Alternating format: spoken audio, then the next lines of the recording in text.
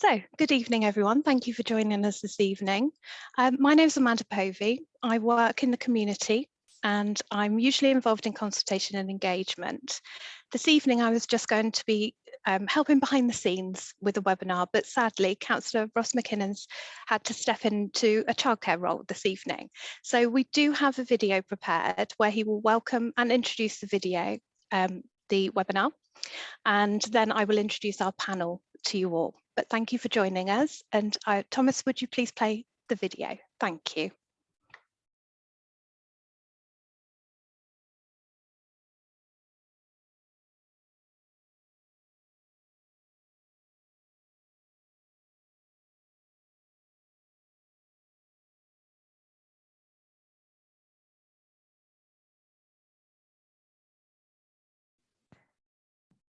Does anyone else have a sound issue?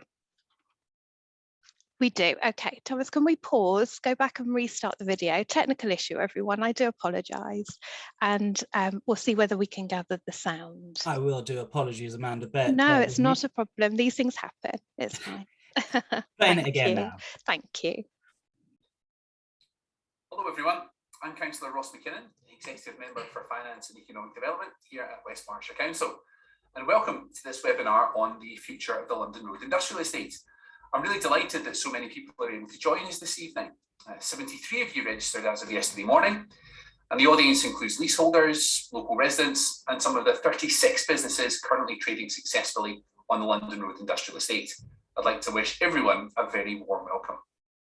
We've had over 40 questions submitted, and 5 of those are around the purpose and the format and the duration of the webinar, so I'll cover that before we move on to the presentations.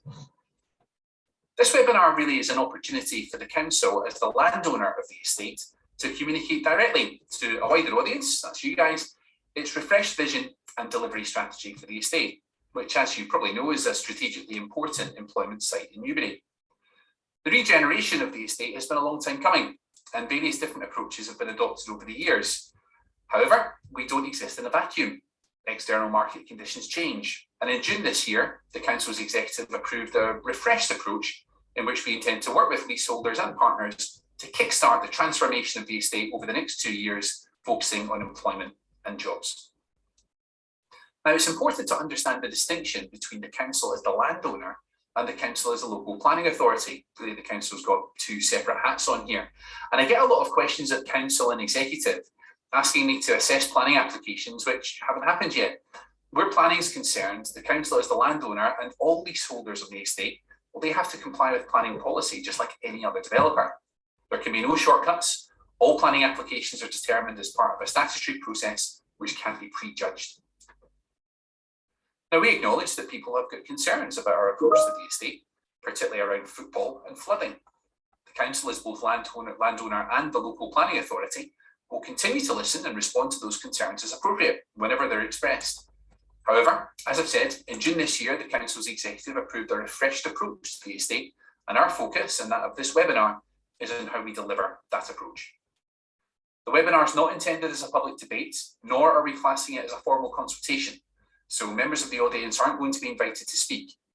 We have, though, asked for questions to be submitted in advance so that these can be grouped and managed in a way that ensures that everyone is given a chance to have their questions answered. However, if you do have new questions arising from anything you hear this evening, please do feel free to submit them via the online chat facility. All the questions will be collated and responses provided either this evening or published afterwards on our website. Now, the webinar is going to last approximately 1 hour. First of all, Eric Owens, our Interim Executive Director for Place, will be setting out our vision and delivery strategy for the London Road Industrial Estate in more detail. Then Simon Matthews from the Thames Valley Local Economic Partnership will then set out the wider strategic importance of the estate as an employment site. Our newly appointed consultants, Hemingway Design, will outline some of their previous work to give a flavour of what we can expect to see on the estate in terms of placemaking. You may recall that Hemingway were responsible for developing the vision and the master plan for Newbury Town Centre, during which they engaged with many local businesses and residents. I'm very much looking forward to seeing their ideas for the estate. I hope you find the webinar informative and useful. So I'm going to take a moment just to introduce the panel. I'm going to do it from my screen. I don't know how your screens look, but Simon, if we can just start with you. Thank you. Good evening, I'm Simon Matthews. I'm the Head of Infrastructure for Berkshire LRIE, and I'll be looking at the sort of how it sits in within the Berkshire context. Thank you. Geraint? Hi, I'm Geraint Hughes from New Master Planning, and we work very closely with Hemingway Design. We'll be part of the consultant team on the industrial estate refresh, and we were on the Newbury Town Centre Master Plan as well. Thank you. Catherine? Good evening, I'm Catherine Maycant. I'm the Economy Manager at West Berkshire Council, and responsibility for delivering the refreshed vision comes within my team. Thank you. Eric? Good evening, I'm Eric Owens, Interim Exec Director for Place with the Council. Thank you. And Wayne? Wayne Hemingway Design, working with Geraint and others. I won't repeat what Geraint says because we'll all be working together on that and working with you all. That's lovely. Thank you. We do have a slide that kind of explains the running order of tonight. We're just going to show it very quickly. Thomas, if you're able to share that slide, that would be really helpful. And it just gives everybody an idea about how the evening is going to run, and I'll hopefully guide us through that evening. Please feel free to use the chat and pop any questions that you have. We would love to hear from you. Thank you. So we've had our introduction from Ross, which has been interesting, and then we will go straight away to Eric once we've gone through this quick running order, and he will give you the update for the new approach. We'll then move on to the wider strategic importance of London Road, placemaking strategy, and then finally a panel discussion. Thank you, Thomas. So Eric, without further ado, I will hand over to you and we will begin.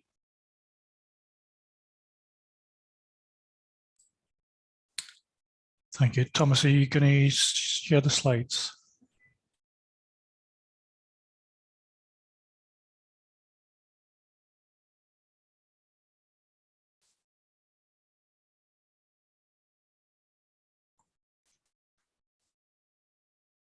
Perfect. Just give me 1 second till I rejig my screen. Okay. Good evening, everyone. So can we move to the next slide, please?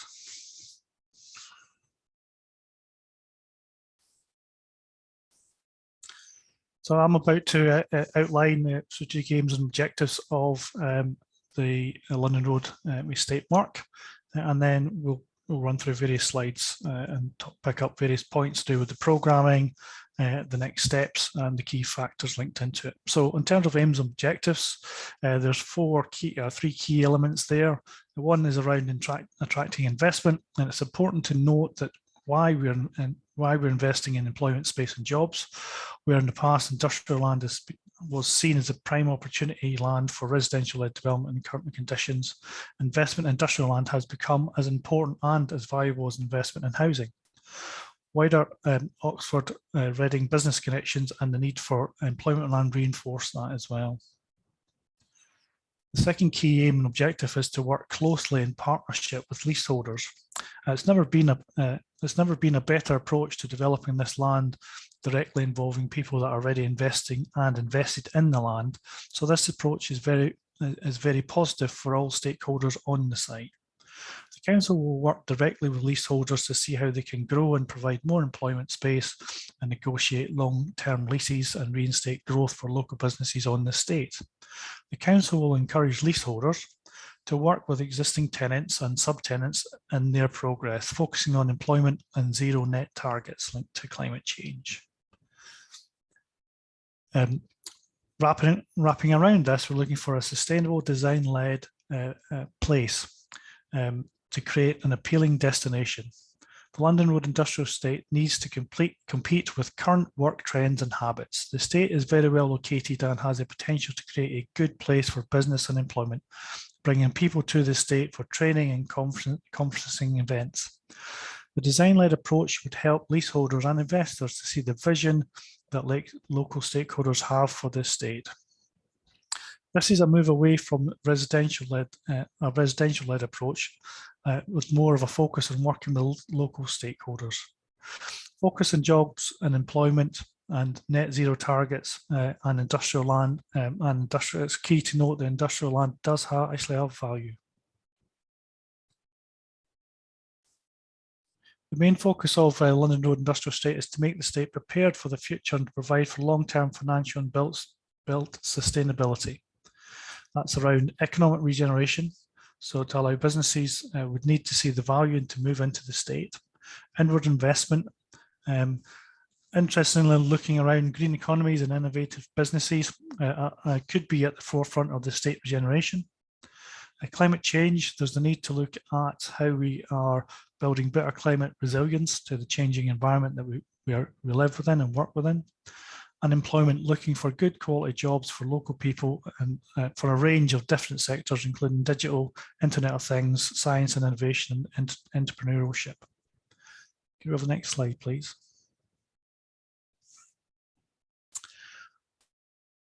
So how is this all going to happen? This slide sets out the timeline and the initial plan as presented to Executive in June this year. You can see by mid-2023, there's a range of activities taking place. That's linked into place marketing consultants have been commissioned, and you can see they're here with us tonight to develop what would the place making strategy do? How would this be democratic and consider local interests? SUDS and energy consultants will also work together with the placemaking consultants to look at how we could develop a sustainable and truly livable place to develop. Lease negotiations are underway, and that will continue with the council advising leaseholders on how they could grow on their sites and retention of current tenants and subtenants. This has been advised in mind with targets for good quality jobs and sustainable futures of the estate. Also looking to attract investment and to work with existing stakeholders on the site.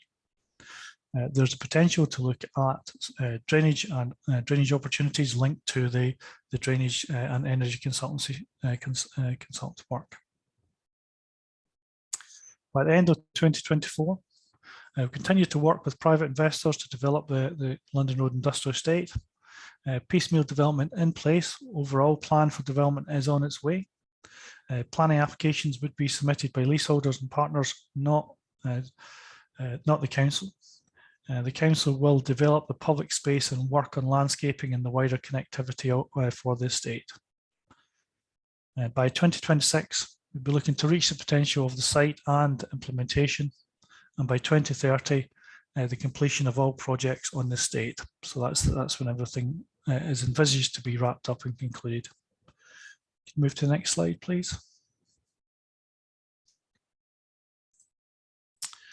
So what does that look like in terms of phases and work streams?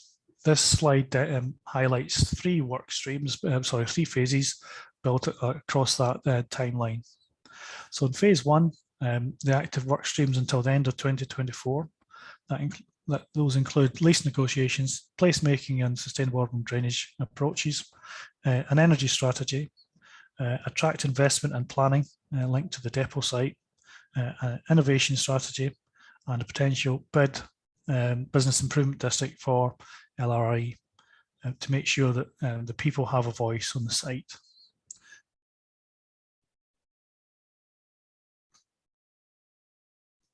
Okay. Sorry, it looks like my slide deck's been mixed up. So how would we identify measures of success?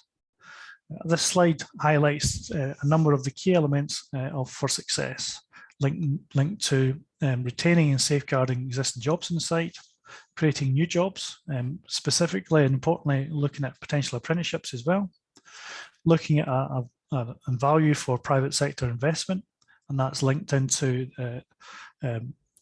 physical investment in the site and around the site. We're looking to hopefully increase the employment space by 30%, and in doing so, increase the income to the public purse. This also would increase the asset value for long-term financial stability for the site and the council as well. Critically wrapping around this, there is a focus to reduce the carbon footprint, and overseeing all this is a number of milestones to achieve the delivery on time and to budget. Next slide, please.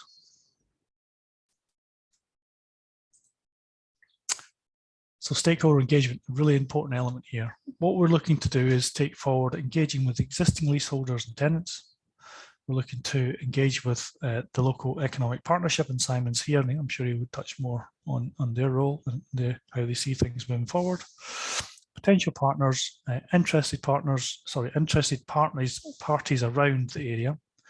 And we're going to be taking that forward through a number of initiatives, including communications with positive messaging. The website is there and will be developed further. But you've seen a couple of videos already, looking to take forward a video approach to promote things more fully. We have the webinar today, and linking down to all that, there'll be the placemaking strategy with Hemingway Design and the SUDS and energy consultants involved as well. Next, please.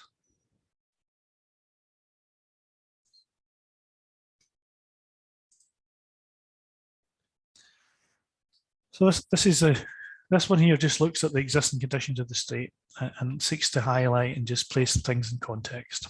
So you can see how the estate looks at the moment. You can see there's a focus on certain types of buildings, the highways of the public realm, and the roads and the footpaths are of certain conditions. You can see, and really what makes the site really appealing in a way is its links and proximity to the town centre, and that is very closely linked to the town centre and also the canal, so some really fantastic assets next to it. Investment into the estate so far contributes to the current conditions and also seeks to foster and enable further development, such as the enhancement through the A339 new junction to create the new access.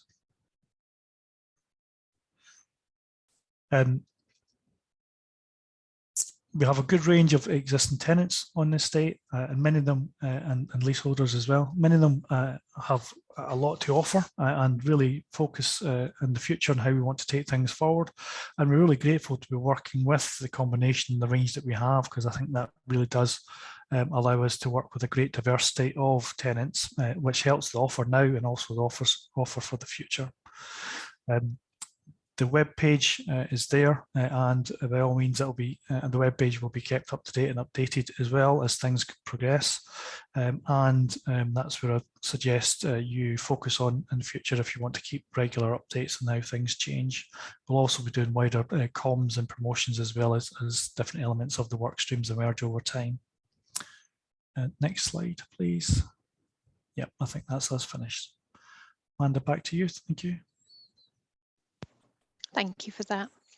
I believe Simon's going to go next. Is that correct, Simon? Are you ready? Yes, I am. I'll just That's brilliant. Thank you.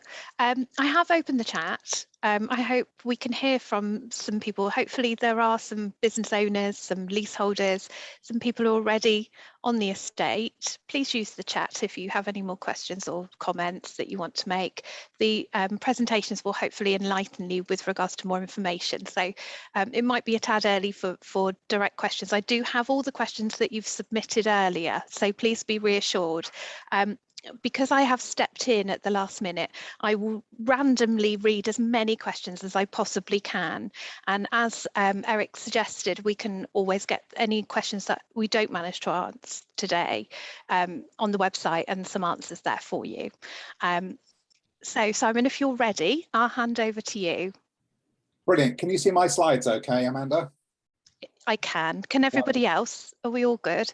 Please say so in the chat if you can't. Thank you.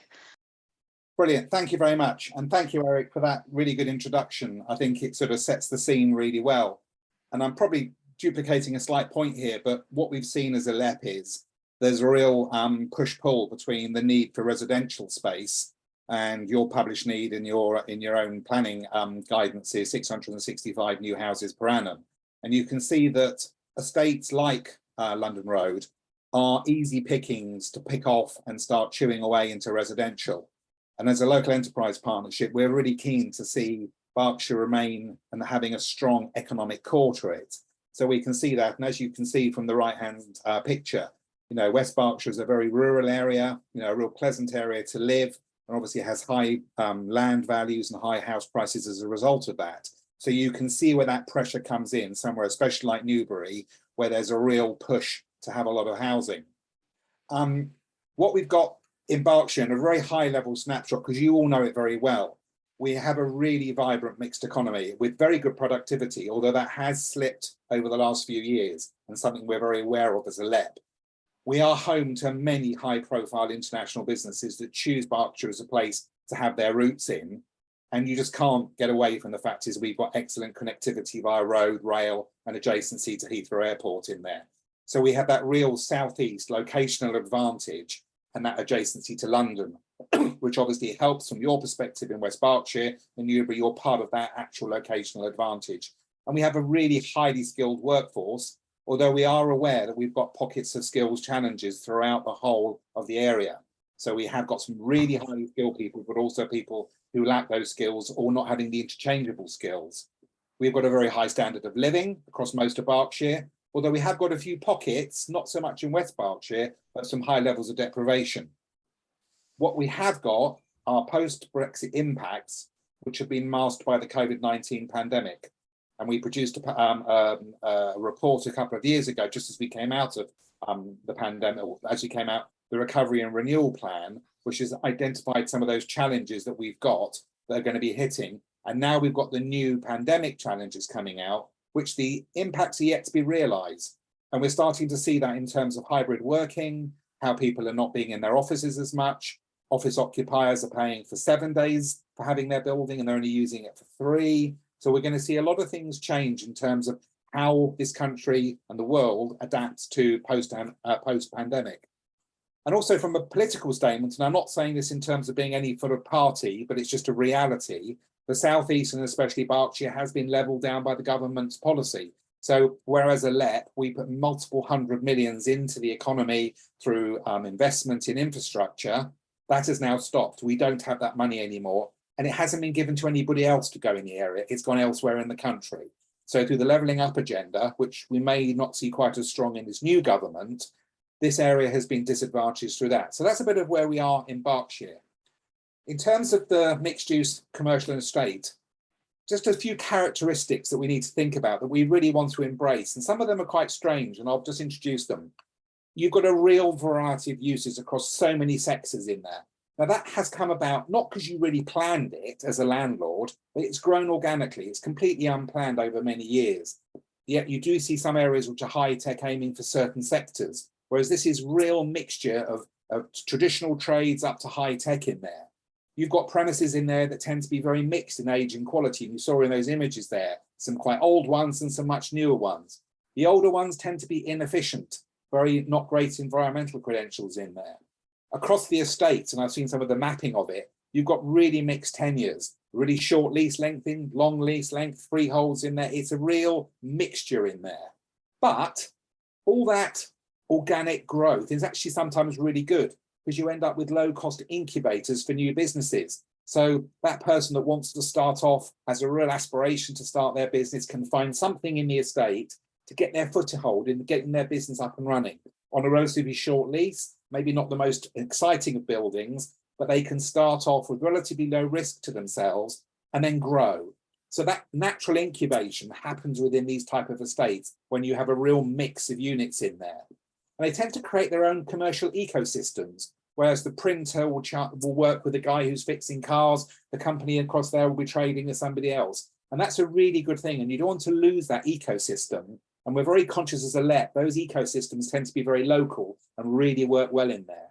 It tends to be local employment. So Newbury will really benefit from that. You tend to get some inbound commuters, but a lot of people are really local in there. And the supply chain is really important.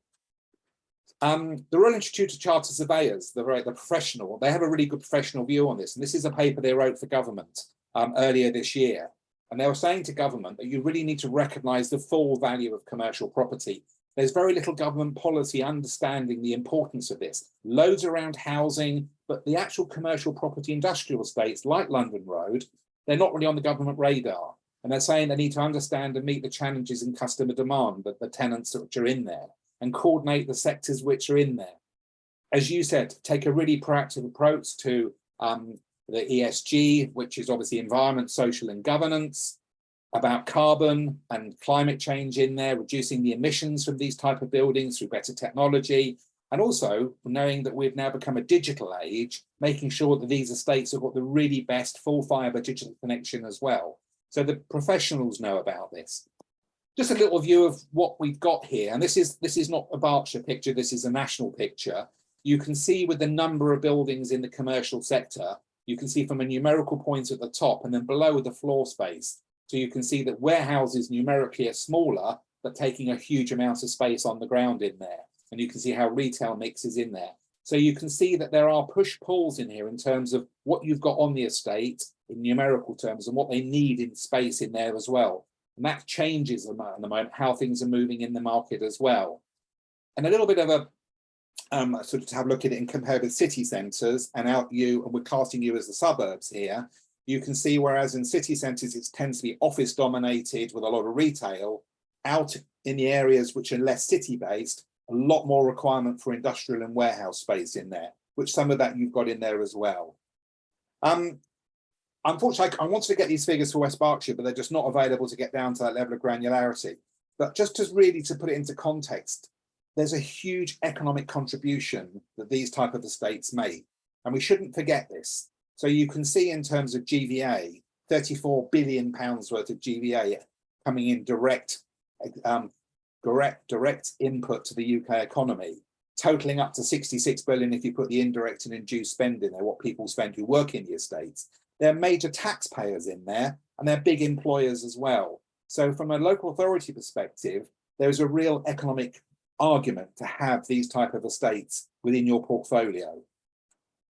And just coming up with the economic case, and Eric mentioned this, and I think these two charts really show, this is from January 2015 up to 2022, and the green line at the top is industrial values. So you can see rentals have gone up, whereas retail, which is the light blue, has gone down, and on the other one, the capital value has gone up, and retail has gone down, you said. So you can see as a business case for investing in an estate like this, there's a really good case to put some money into the estate.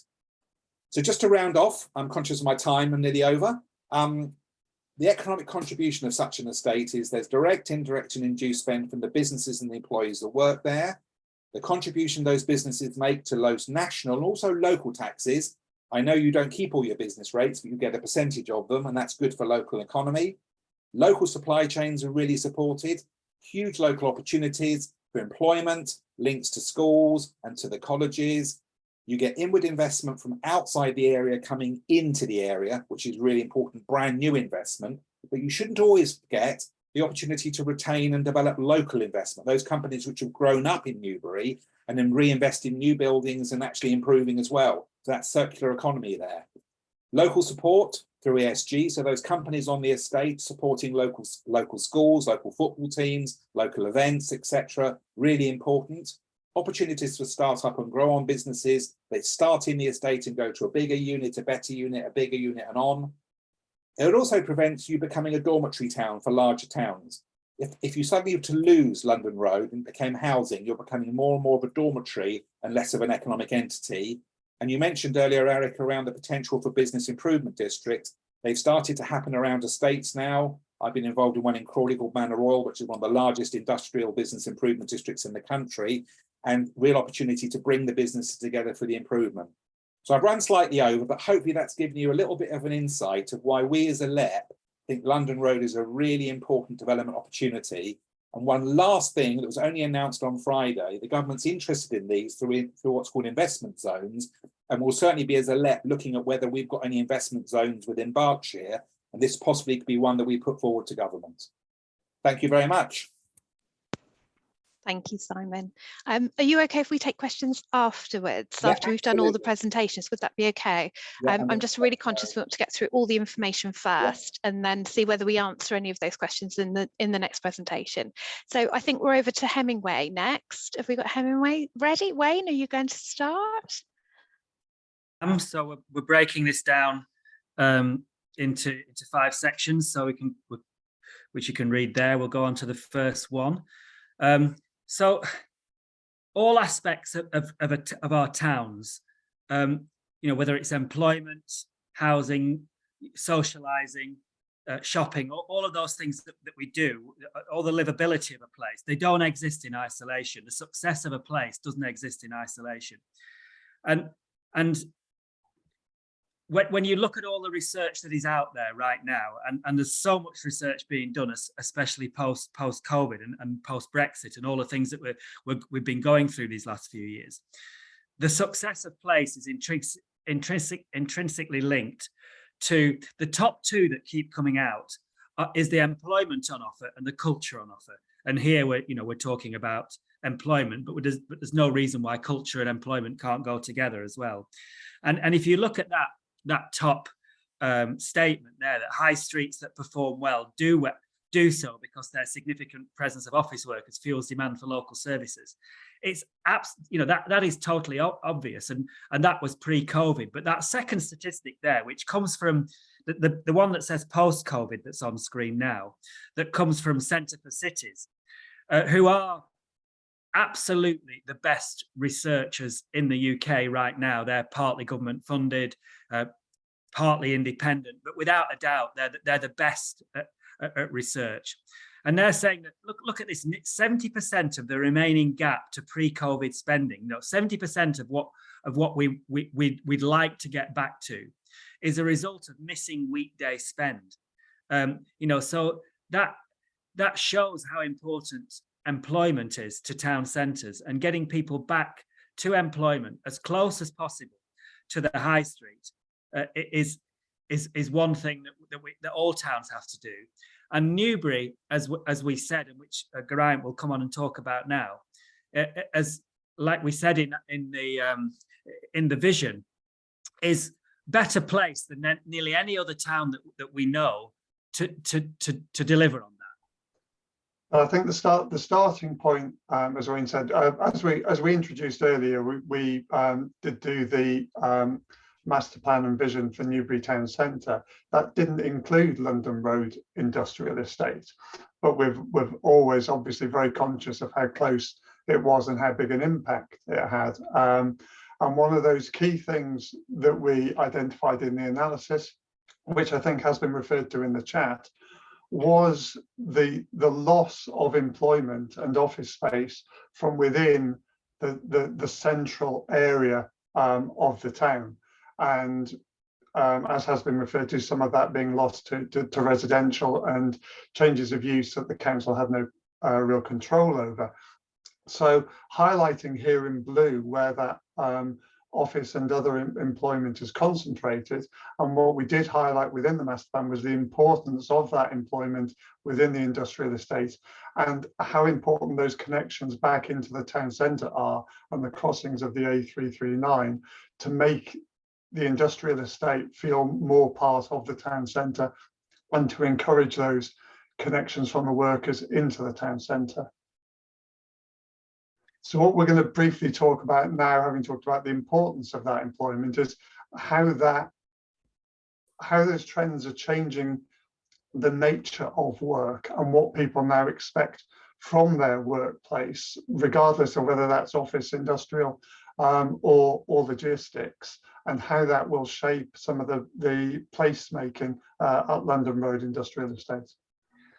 So, I mean, most people on here will have, I mean, there'll be a number of people on here who are businesses, obviously, and employ people. And I don't think you can have a business at the moment and not understand whether it's a business or whether it's the public sector. I'm sure the council know how everybody knows how difficult it is to recruit at the moment, and the power is in the hands of the people who are seeking employment, which is, you know, no bad thing at all. And we've probably seen, most people have probably seen the government figures saying that we're at the highest level of, we're not that far off full employment. I must say though that there was an amazing article in the FT last weekend that showed that actually we're at one of our lowest ever amounts of people in work, and it shows how statistics can be wrong, because we've got a record number of over 50s not in work because they can't get their health put right by the NHS. We've got a loss of people obviously leaving the country who were living here, and we've got a lot of young people who are choosing to go back into longer education because of it's difficult for them to get jobs. So it's not all as politicians would say, but there is no doubt that and we've been doing lots of work with Ipsos Mori on this. And there's lots of other people been doing work on the changing nature of what, led by new generations of what they want from work and work-life balance.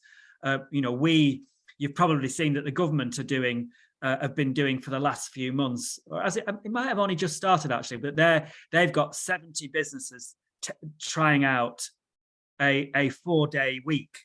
And that's and there's also is there a politician actually tabling something this week about that Britain should go to a 3-day weekend. You know, this is in the ether, and it's coming from younger generations who are demanding work-life balance, and also as a result of what happened during COVID, obviously that's changed our views on the office, and a lot of people are finding it more comfortable to not go into the office, and then that plays into those figures that we just talked about on the opening slide about, you know, that gap between pre-COVID healthy town centres and post-COVID less healthy town centres in terms of spend and financials. So what it means is a lot of progressive businesses are making work feel hopefully happier, more progressive, more fun, and trying to beat being at home. And how do you do that? Well, you make it more social, you make it more environmentally friendly. There's 101 ways you can do it, but part of that has to be about the environment that you're working in, and that, you know, and there's a real opportunity to do that obviously in London Road, to create a place that's more social, that's more relaxing, and a place that you want to go to work because it actually might be better than your home. Looking at places for fitness and health and well-being and socialising and all of that. So back to Geraint. Well, and the element of sustainability, obviously, that people are bringing into that. The people are looking for that ethical element of it as well when they're choosing their places to work. And a lot of the business parks and industrial estates around the country, if you go and you look at their websites now, they're really pushing that nature of community, sustainability, the amenities that they have within them, and looking at ways of providing that. But our way of looking at London Road Industrial Estate is very much that its proximity to Newbury town centre means that it already has a lot of those elements already within an easy, you know, 5 to 10 minute walk from most parts of the industrial estate. So we're looking at the two very much together, and that really gives us the confidence that London Road Industrial Estate can be well placed to benefit from all those things, from access, whether that's a bus station, rail station, whether it's to cafes, theatres, cinemas, whether it's to shops, whether it's to parks, whether it's to the water and leisure facilities. All those things are things that other places are having to create, but London Road Industrial Estate already has them very much on its doorstep. I was going to finish just by talking about the partnership approach and the working with leaseholders, but Eric really talked quite a bit about that. So hopefully that was fairly obvious and how that will pan out over the timescale. So I'm not going to talk too much to that anymore, but leave time for the questions if that's okay. Thank you. Thank you for that. I have quite a lot of questions that have been submitted, so I'm going to read them out, and hopefully, panel, you'll let me know who's best placed to answer these questions. So the first question I've got is, when could the taxpayer expect a return on the money? Who do we feel is best placed to answer that? I can take that one. Thank you, Catherine. Can you all hear me okay? Yes. Good evening, everyone. So the point of this, the principle around the regeneration of London Road is really to intensify its use as an employment space and to safeguard and create jobs. So creating extra income is important, but it is secondary to our delivery strategy. But in terms of dates, by the end of 2024, and obviously subject to planning, we would expect to see a substantial portion of the depot site occupied by new long leaseholders, and they would be paying long-term ground rents, and they should hopefully create more jobs than the current short-term business tenants. And of course, by the end of 2026, as outlined on our delivery strategy, and again, subject to planning, we'd expect to see the playing field site occupied by new leaseholders, paying ground rents. And just a general point really, that projects like London Road Industrial Estate are really about making a return on investment through asset improvement, and therefore increased asset value and income for the longer term. So it's really important that old industrial estates like London Road are updated and sustained for the future in order to remain vibrant and viable. And I can see Simon nodding there, so I'm guessing he's agreeing. So beyond the target dates that have been set for the depot and the playing field sites, we would be expecting the wider return on investment by about 2030. Okay, thank you. One of the things in your answers sort of drawn me to another question, which is there provision for affordable industrial units in the plan?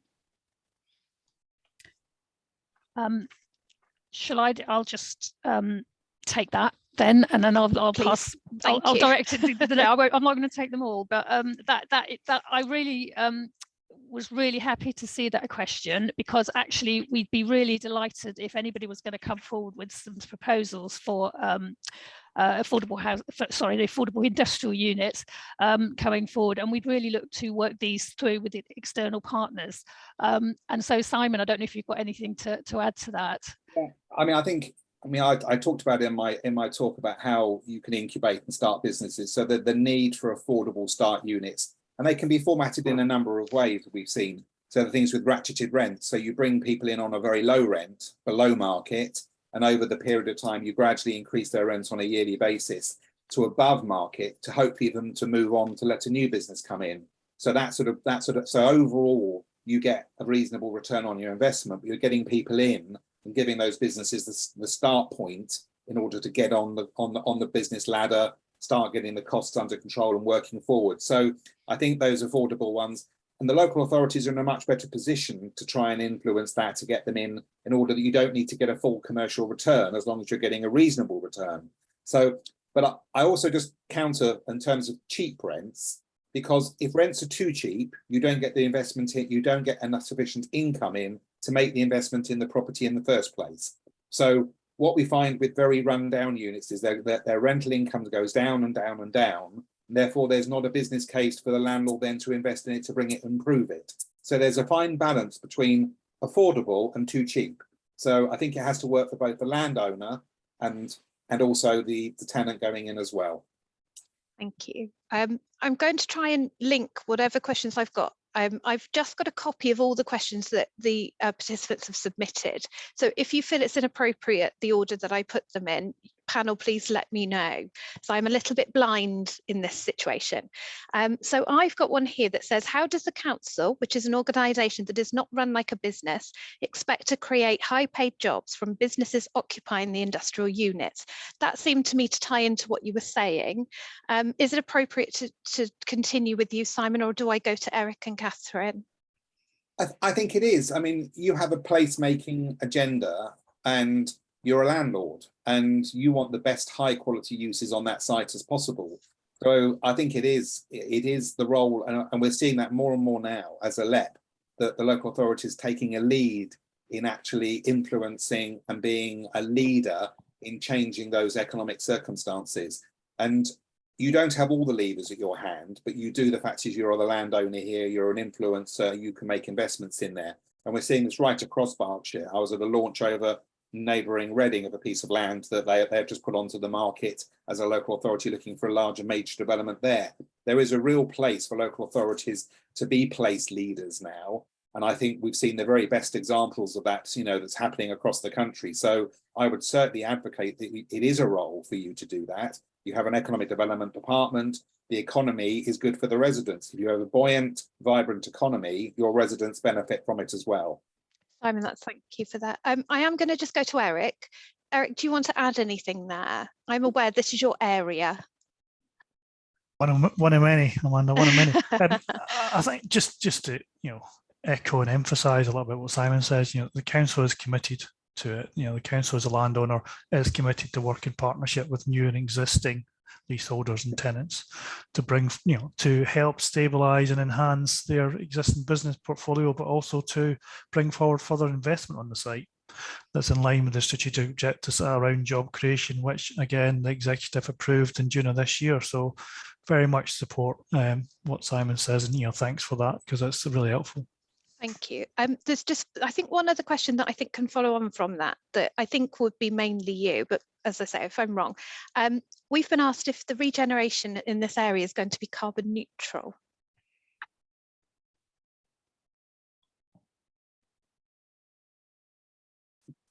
Eric, stunned silence. Eric? No, sorry.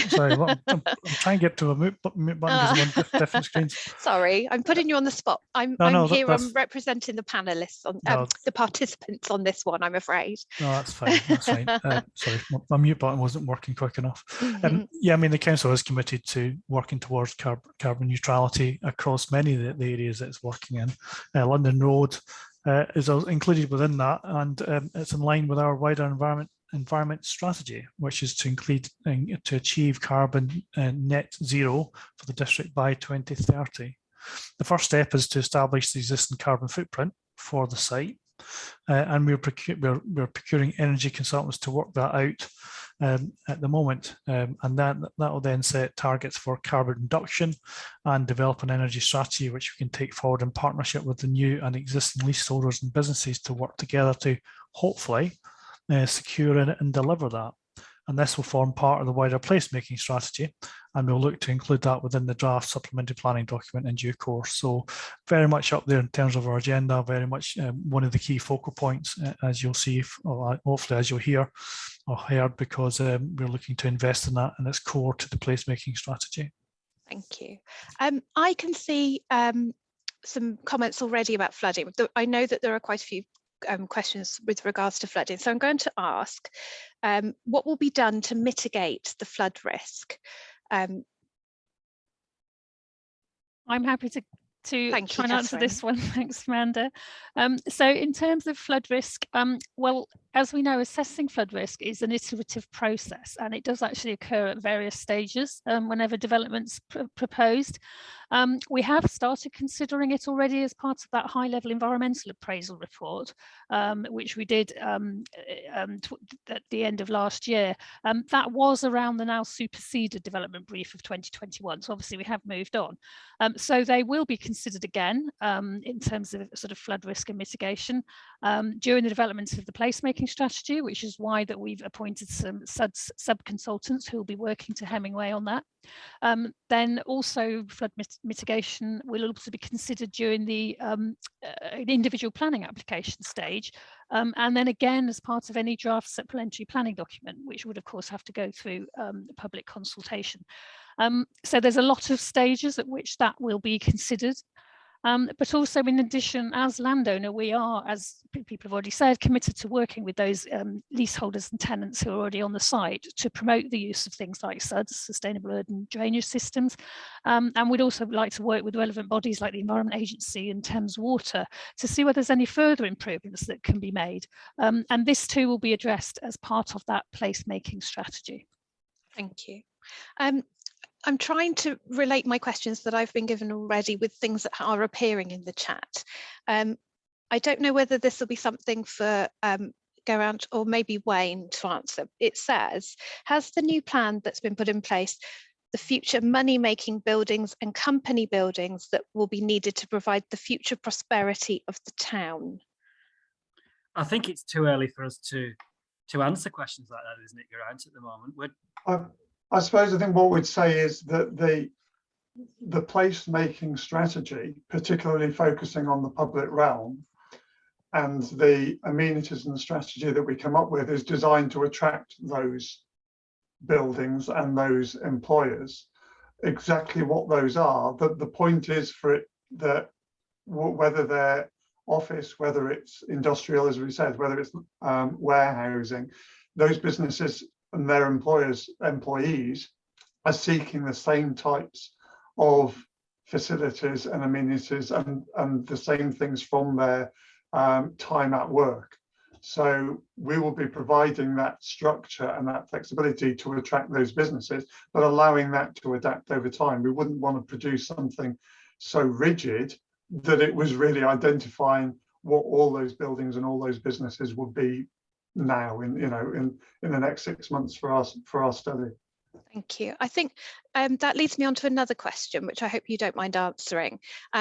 It says, currently the football ground is not highlighted as part of the employment zone of the London Road Industrial Estate. Why does this change under the new plans? What demonstrable evidence do you have that this is needed? Okay, so I'll start off with that, and then I'll hand over to Wayne, I think, or Geraint from Hemingway. Okay. So to be absolutely clear, there is no change to the LRIE protected employment area as set out in the core strategy and the emerging draft of the local plan review. So the former football ground continues to lie outside the boundary of the LRIE protected employment area, and that's not disputed. However, it's important to remember, as we've heard already, that there's a significant shortfall in the provision of employment space in West Berkshire, and that was identified in the Employment Land Review of 2020, which is part of the evidence base for the local plan. So nothing's changed in that respect. Geraint or Wayne, would you like to add anything to that? I suppose only in terms of that from our point of view, when we're always looking around the edges and the arrival and that side of things, and that there are the sense of arrival into the place and the perception that you get from that is going to be key to changing and refreshing the estate. I would say there are two particularly important arrivals. One is probably more obvious, which is the A339 and the Fleming Road arrival, particularly for those arriving by car, but also for the pedestrian crossing coming across from Victoria Park. The second important arrival is at the southern end of Victoria Park and the canal, and coming under the A339, particularly coming that way from the town centre, but also from the bus station and the rail station. And if we're looking to promote active travel and sustainable travel as part of that strategy for the industrial estate, then that arrival in from that southern area and that gateway is obviously going to be a key part of creating that arrival and encouraging people to travel that way. And just from me as well, I mean, looking at the chat, it says we did a good job on the town centre master plan, but that we did that because we're at this stage, we're a sponge, and people should absolutely feel free. We know we don't hold, we're not some riding in on white stallions to solve all the problems of every project we work on. We listen, and genuinely we want to hear from you, and you can go to the Hemingway Design website and email us, or there'll be plenty of opportunities over the next weeks where we'd like to speak to you. And we know that loads of good ideas will come from that, and thinking that we will have missed. Thank you. There's a really interesting question I wanted to get to. It absolutely popped out at me. I am very aware that we're very close to time, so I'm going to ask this final question, and I understand there are others that have come up, so we're going to try and collate any information that we feel we've not covered from the questions that have been submitted that we've not covered in our presentations, and we will publish those. But I just want to ask this question because it's certainly very interesting. It says, I want to draw the attention of the councillors to the shortage of laboratory space in the Oxford, London and Cambridge triangle, and wondered if this could be an opportunity for Newbury to attract high value investment and jobs, given our proximity to Oxford Heathrow and the excellent road and transport links. I don't know who would like to take that question. Well, I can certainly support the question in terms of there is a shortage and there is demand. I think it's talking to the people who provide the space in order to see whether there's an interest in that particular location, because it's very expensive space to build, and therefore you're going to need to have a developer who's interested in putting that into the area. But there is no reason why it shouldn't go into that space. But certainly, I mean, Catherine, from your economic development perspective, have you got any view on that? You're muted. Sorry, there was always going to be one, wasn't there? Yeah, I was excited by this question as well. I thought it's an excellent suggestion, and I completely agree that Newbury's well placed to support the R&D sector centred around the Oxford University. And of course, we've got Harwell Science and Innovation Campus just down the A34. So we would certainly look to take this forward. And I'm looking at you, Simon, as the man with the money bags to help. And again, any leaseholders out there or anyone out there interested in taking this forward, let's have a conversation. Thank you. I just wanted to take the last couple of minutes of this webinar just to see whether any of the panelists had anything finally that, after reviewing the chat, having a look at the questions, that they actually wanted to say before we go along. Eric, please go ahead. Oh, sorry, I'm moving between my screens again, so apologies. I just think I'd like to just personally say thank you for everyone being involved in the questions that come up. And as you say, Amanda, I know the team are going to collate those, and I know we're due to respond to them all and put them all on the website so that they're all clear in terms of the responses we've given. But I think that the chat's been really interesting, and I think there's a real piece and a real opportunity here, which is different than perhaps we've done in the past, to really try and drive forward both improvement for the existing leaseholders and tenants, but also opportunities for new investors to come in, especially with, and that's why I'm really supportive and really promoted and pushed a little bit a place-based approach to investment rather than just purely site by site. So I'm really pleased that Wayne and team are involved, and really pleased to see that hopefully they're going to take that forward with the same gusto they did with the town centre master plan, and I'm hoping to see something really positive come out of that. So yeah, that's all I'll just say. Just thanks very much. Thank you. Geraint. Yeah, mine was a little bit more specific, but it was in response to a specific question on the I saw on the SUDS and the drainage and the ponds. Really just to say that, you know, we had a conversation with Charlie, the SUDS consultant working on that, and specifically one of the questions we had was about, is there really a need for one large area? Can we do it differently? Can we look at different ways of managing that? Obviously, I'm not in a position to say what the answer is, but just to say that that is obviously something that we are looking at, and to respond to that as a question. Thank you. I'm always astonished at just how thorough the questions are that we get provided, and I think that is really helpful for us, that we have such robust questions proposed to us to make sure that we cover these things. So as a person who's stepped in to do this evening, thank you for those. They've helped me. I had no idea what these questions meant, and I absolutely hope I've put them in a way that you wanted me to, as people who've attended, the participants who've attended. And I'm assured that all of the questions will be answered and published on the website, but you are very welcome to get back in contact with the same email address that you did, to use your questions that were submitted if you feel that you need a more thorough answer. Thank you, Paula, for your amazing comment. I'm very pleased that you've enjoyed this evening. I'm just going to go to Catherine and ask her to finish the webinar for us. Thank you. Thank you, everybody. Thank you so much for coming. I hope you learned something. We certainly did.